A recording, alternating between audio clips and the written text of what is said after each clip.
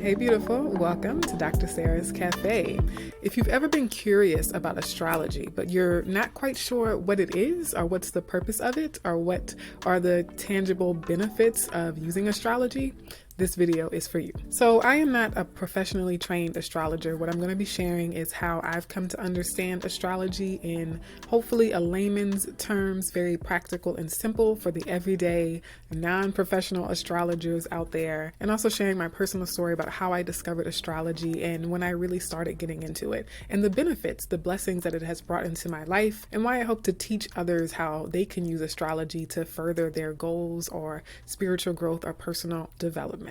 My thinking and how I understand astrology for someone who is kind of curious. You might hear people talking about full moons or Mercury retrogrades, but you're like, okay, but what is astrology? So one thing is that we live on Earth. We can all pretty much agree on that. Earth is a planet, okay? And that planet has a larger context beyond this planet, right? So there are things beyond Earth that, one, influence Earth and impact Earth, and that also relate to and have relationships to the Earth. The most common ones are the moon and the sun, right? So the moon is a big rock, basically in outer space, and it's stuck in Earth's gravitational force. And so it's just, sentenced to a infinite amount of time circling our planet.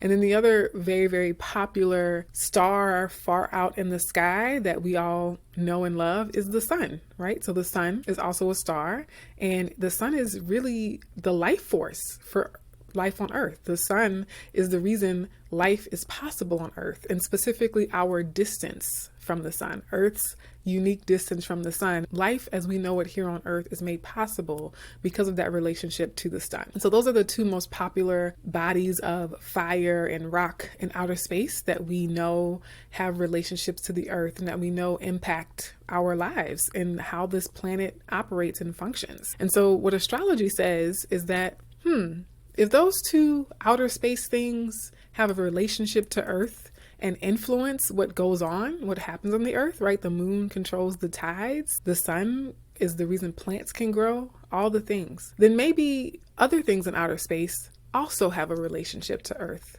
Maybe other planets, other rocks and stars in the sky, maybe they also connect with us in various ways and also influence or share and interact and engage with our planet, much like the sun and the moon do. And so when we think about Earth, our lovely planet that we cherish, could we better understand Earth by understanding Earth's context, the larger context of Earth, right? So where is Earth in the solar system? How far is it from other planets? How fast does it circle around the sun relative to other planets? How long does it take the moon to make its circle or orbit around the Earth, right? And so if we seek to know more about the Earth, it's helpful to understand the context that Earth exists within. And the demonization and the stigma around astrology, I think, is one of the ways that culture has really placed a cap on who and what God is. And for me, if I think about there being a divine design, if I think about there being a divine consciousness to all that exists, to all that was created, to the universe, not just to our planet, but to the entire universe. If I really believe that there's a divine orchestration of all of it, then how could I ignore stars and planets, right? If I was made for a purpose, if plants were made with intention, if animals were created from a place of love and design, why would it be so hard for me to also think that, hey, maybe Saturn and Jupiter and the stars in the sky were also made with intention and also have a purpose?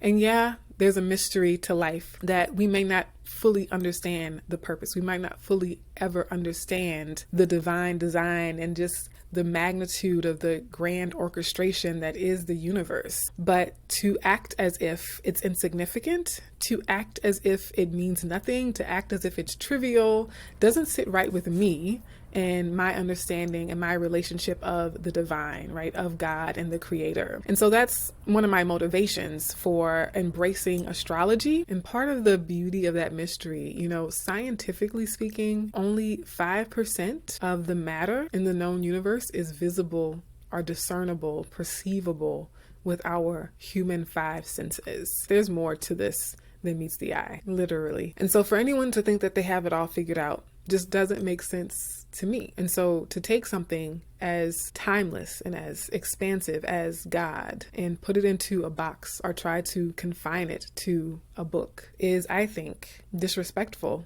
of God and God's immenseness and vastness and incomprehensibility. Not everyone has to think that way, but I'm sharing it for people watching this who are curious about astrology, who have wondered, right? Like, is there something to this? And so again, just sharing my way of thinking about it and how I've wrapped or attempted to wrap my head around the practice that is astrology, the tool and the resource that is astrology. And so my personal layman's definition of astrology, again, not a clinical textbook definition, is that astrology is the study of how energy from stars and other planets interact with our energies here on Earth. And it's not just stars and planets. There are other things like asteroids and comets and mathematical points, right? But that's for an advanced video. What I mean is, again, just like the energy of the moon controls the tides, the energy of the sun allows plants to grow. Other bodies, other planets, other stars also have energy. And so astrology is studying and trying to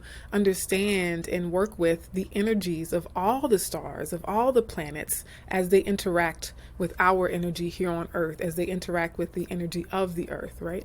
And so that's basically how I think of astrology. And so how did I discover or stumble upon this idea of astrology? I wasn't brought up in a family or a community that practiced astrology, at least not openly that I knew of, but it really started with horoscopes at the back of magazines. I think, online horoscopes or just hearing people talk about horoscopes or again, seeing them in newspapers, that is a lot of people's first introduction to the idea of astrology. Horoscopes are not the same thing as astrology. Horoscopes are a part of astrology, like they're an aspect of astrology. And so a lot of people misunderstand the greater subject matter of astrology because they only have been introduced to it through horoscopes, right? It wasn't something I really dug deeper into until my 30s, well into my mid 30s, I would say. And it started with me reading something online that talked about rising signs, ascendant signs, and how you have to know your time of birth and where you were born. And so I looked it up and I realized I'm a double Gemini. So Gemini sun and Gemini rising. And so part of me was kind of like, oh, that's boring. Well, I have the same sun sign and rising sign. Okay. It makes it easier though, to be honest, when you're looking at horoscopes. But again, I'll save that for a more advanced video. But it was a few years later when I was hanging out with some friends, some college friends that I met when I was in my doctorate program. And one of them had a book on astrology that paired sun signs with moon signs.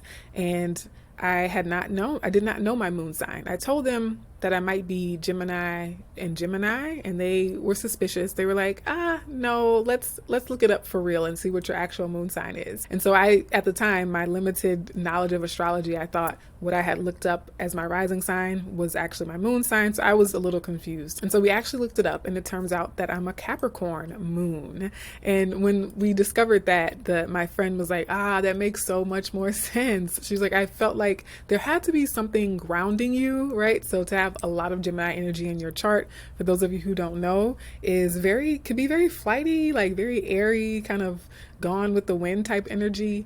And so for her, and knowing me and my personality, it was like a revelation when like, oh, you have an earth sign moon, specifically a Capricorn moon. Got it. That explains the vibe I get from you, right? In that book, when I started reading the combination of having a Gemini sun with the Capricorn moon, and I read the description, and I wish I knew the book. Maybe I'll reach out to that friend again and see if she can send me the title of it. But it just opened my eyes. It was the most accurate description, the most resonant description of my actual personality that I had ever read. And it far exceeded the usual descriptions of just Gemini energy by itself, right? So that extra nuance of not just your sun sign as a Gemini, but also your moon sign combined with your sun sign, that really hit home. And it was so precise and so again, nuanced in ways that were surprising and unexpected and pleasant ways. And so I think having that experience of feeling seen, having that experience of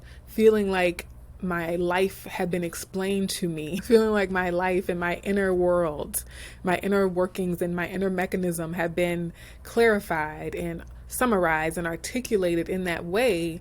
That's, I think, the moment I really became a quote unquote believer in astrology. I really understood what it was and started to understand the benefit. And so that first benefit to me was self-awareness. And self-awareness paired with self-acceptance. So I'll put those two together. And I saw another astrology make a video about this, about how the healing aspect of astrology is that you can stop gaslighting yourself and you realize like, oh, I'm okay as I am. This is not a flaw. This is design. This is not a flaw within myself. This was a design in myself. And even though I might be different from the people around me, it's a purposeful difference. It's an intentional difference. And I have a unique set of strengths that I was born with, that I was destined to develop and play out. And that increases self-acceptance, right? And I remember talking to a Taurus who was sort of confused and conflicted about their love for food and their apparent obsession with food. And, I told them, I shared with them the astrological data or insights into Tauruses and how that's one of the things that many Tauruses are known for is their love of food, being foodies and really liking to indulge in decadent foods in particular, right? So like breads and pasta and those sorts of things. The aha moment that they had, the level of self-awareness and self-acceptance in that moment is like someone had handed them a mirror for the first time and they were able to say, oh, I'm not crazy. I'm not flawed in this way. It's actually comforting and healing in a way to say, I can stop fighting this. I can stop resisting this and embrace it as a natural part of how I'm meant to show up in this world, right? And that's a very, minor, mundane example, but there are deeper things as well, such as how we express love and what our love languages are and how we think and how we process information.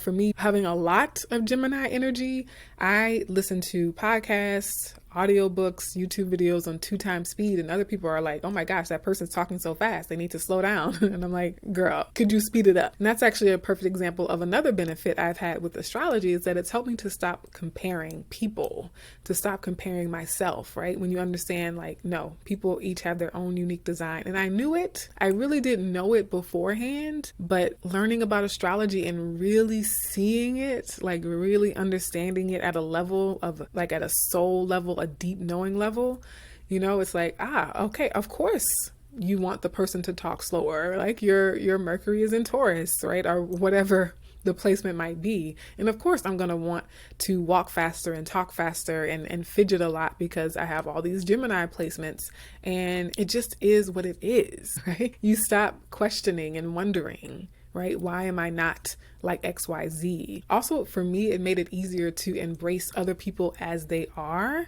and really helped me with, any issues I had around judgment, right? And I like to think that as a person, I've tried to not be judgmental, tried not to be overly critical, but I'm human, right? And so I fall into that trap sometimes. But astrology, when I started really diving into the archetypes of astrology and understanding how the birth chart can reveal certain lessons and certain paths that people are meant to walk, and how each unique soul, each fingerprint, each blueprint for a life, for a soul's incarnation on this earth, and this your blueprint for this lifetime, I stopped judging my own journey. I stopped judging my own path.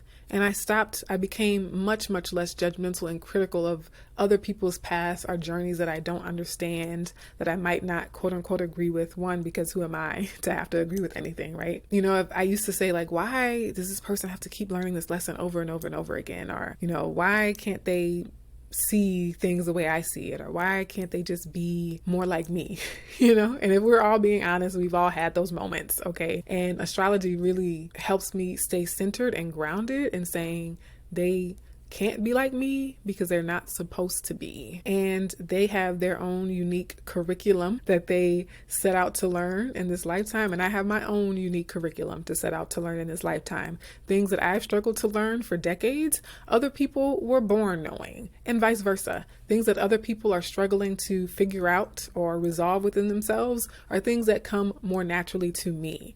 And it doesn't matter because they're following their life curriculum and I'm following mine. And one of the other purposes and uses for astrology that has benefited me, but I think is, widely accepted as a benefit of astrology, is understanding subconscious patterns. And that's really, really helpful because when you look at it on ink, when you look at it on a screen and you see the connections and you start to connect the dots, it's like, oh, you can't hide it, right? It sort of breaks the cognitive dissonance and it helps you unpack things that you struggle to face without that sort of objective lens of a birth chart, without that objective lens of planets and placements and aspects. You can kind of say, oh, I've been in denial about it, but I'm seeing it here. It's being reflected back to me as a very clear subconscious pattern, a very clear thing within me that I'm meant to resolve in this chapter of my life. And again, it's not for the purpose of judgment.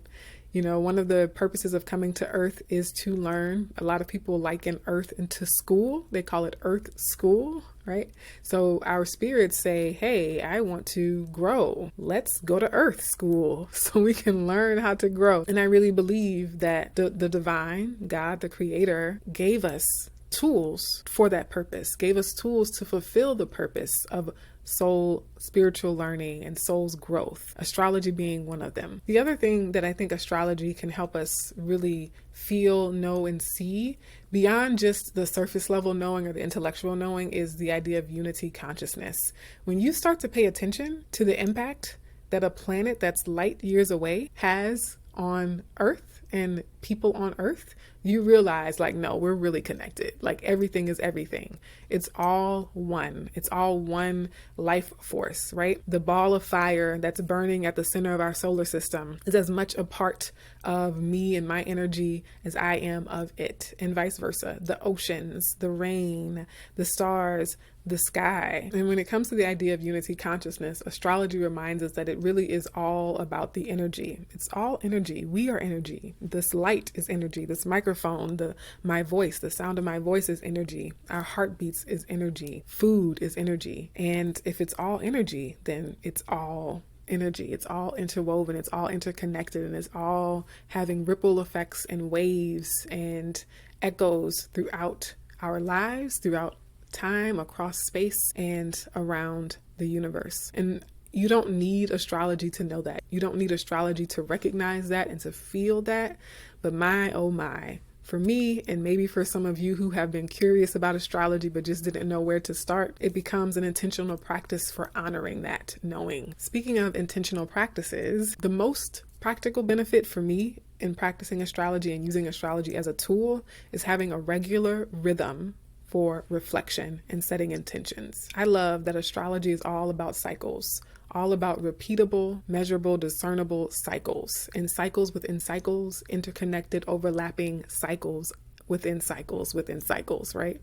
Macro cycles, intergenerational cycles, personal cycles, daily cycles, monthly, yearly, annually, decade cycles, so many interlocking, interwoven, a tapestry of cycles. And we get to choose which cycles we want to pull out for our rhythms and for our intentions and for our processes of reflection and growing and tracking our goals or our ambitions or our progress in some area of our life. The most common cycle people use is the moon cycle. One, because we see the moon. It's very, very apparent to us when the moon is changing, how the moon has changed, what phase it's in. And it is the closest celestial body to us, right? And so for that reason, it is a very personal planet or personal body in the sky. Another popular one, of course, is the solar return. So the yearly cycle how long it takes Earth to orbit around the sun for most people. We call it a birthday celebration, right? Celebrating the day we were born. And approximately 365 days later, Earth returns to the same spot in the sky that it was when we were born, right? That's how we create a year. And on that note, I just want to say that astrology is present in everyone's life, whether or not they realize it or accept it. The very fact that we have things like years and hours and days and months is because of the study of the sky. It's because of the study of the stars, right? And the planets and how they move. And it's mathematically precise. You can go back as far as you want in time and tell where the sun was, where Earth was, where Pluto was, where Mercury was, with certainty and exactness and preciseness. And you can go forward as far as you want into the future.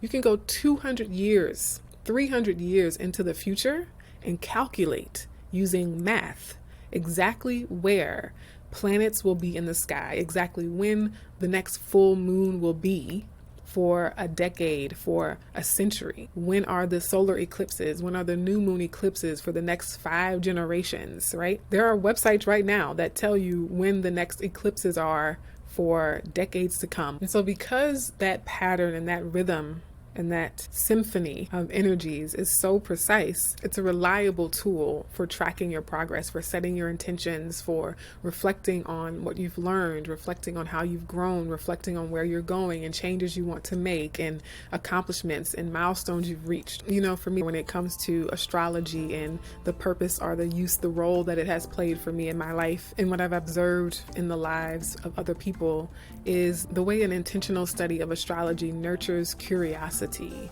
nurtures a love and an embrace of that mystery of our cosmos, reminds us that we are part of something greater, that there are horizons yet to explore, things yet to be seen and known and understood, and that it is our marveling at the creation and that mystery that connects us. It's a thread that ties us to the divine. If any of this resonated, you might be my kind of people, right? Again, this part of what astrology teaches me is that not everyone is going to understand, not everyone is going to accept, and even if they understand and accept, they're not necessarily going to practice and embrace. And that is a beautiful thing. My hope is that by sharing my truth and speaking the story and the journey of my life, that people who do resonate with that feel seen, feel heard, feel a sense of connection and community, and realizing like, I see myself in you. That feels familiar. That feels like confirmation. It is part of my personal journey to show up more authentically